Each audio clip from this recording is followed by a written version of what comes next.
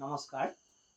মংগলং ভগৱান বিষ্ণু মংগলং গৰুড়ধ্বজ মংগলং পুণ্ডৰীকাক্ষো মংগলায় তনু হৰি।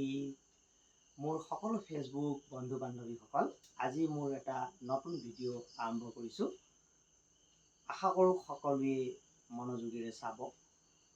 চাওঁতে চাওঁতে আমাৰ অসমীয়া পুৰণি বছৰ অৰ্থাৎ ভাস্কৰাব্দ 1431 সমাপ্ত হৈছেহি আৰু কালিৰ পৰা নতুন বছৰ আৰম্ভ হ'ব অসমীয়া নৱবৰ্ষ, অসমীয়া পঞ্জিকা অনুযায়ী।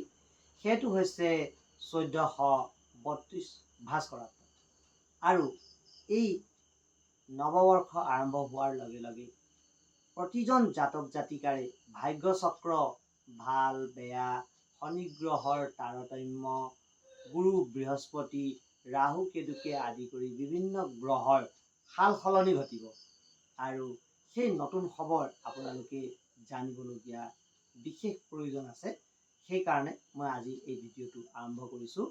এতিয়া এই বছৰত গুৰু বৃহস্পতি ৰজা হৈছে আৰু মন্ত্ৰী হিচাপে ৰবি গ্ৰহক মন্ত্ৰিত্ব পদ দিয়া হৈছে আৰু জলাধিপতি হিচাপে বুধ গ্ৰহক দিয়া হৈছে আৰু লগতে আমাৰ কৃষিজীৱী খেতিয়কসকলৰ বাবে শস্যাধিপতি গ্ৰহ শনি হৈছে।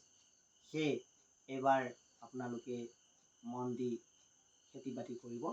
আৰু এই ৰাশিবিলাকৰ ভিতৰত শনি গ্ৰহ বৰ্তমান মীন ৰাশিত প্ৰৱেশ কৰিছে আৰু মীন ৰাশিত প্ৰৱেশ কৰাৰ লগে লগেই কুম্ভ ৰাশি, মীন ৰাশি আৰু মেঘ ৰাশিৰ লোকসকলৰ চাৰে সাতি শনি বৰ্তমান চলি আছে আৰু ধনু ৰাশি আৰু তুলা ৰাশিৰ ব্যক্তিসকলৰ আঢ়ৈয়া শনি চলি আছে। তাৰমানে আঢ়ৈ বছৰ কাল তেওঁলোকৰ শনি চলিব। শনি নতুনকৈ সোমাইছে, বেছি দিন হোৱা নাই, 10-15 দিনৰ সময় হৈছে শনি আৰম্ভ হৈছে। এই শনি প্ৰায় আঢ়ৈ বছৰ কাল তেওঁলোকৰ ৰাশিত থাকিব। এইখিনিকে মই থুলমূলভাৱে নতুন বছৰৰ আগন্তুক ৰাশি সম্পৰ্কে কিছুমান কথা ক'লোঁ। বৃহস্পতি গ্ৰহৰ ৰাশি পৰিৱৰ্তন মে' মাহৰ 18 তাৰিখ মানে হ'ব। তেতিয়া আকৌ মই নতুন ভিডিঅ' বনাম।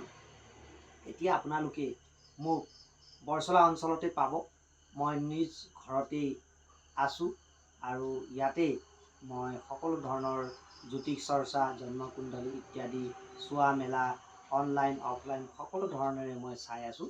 আৰু ইয়াত কোনো ধৰা বন্ধা তেনেকুৱা মূল্য নিৰ্ধাৰণ কৰা হোৱা নাই। আপোনালোকৰ অতি কম খৰচৰ ভিতৰতেই আপোনালোকে অনলাইন যোগে অথবা অফলাইন যোগে দুয়ো ধৰণেৰে মোক লগ পাব পাৰিব।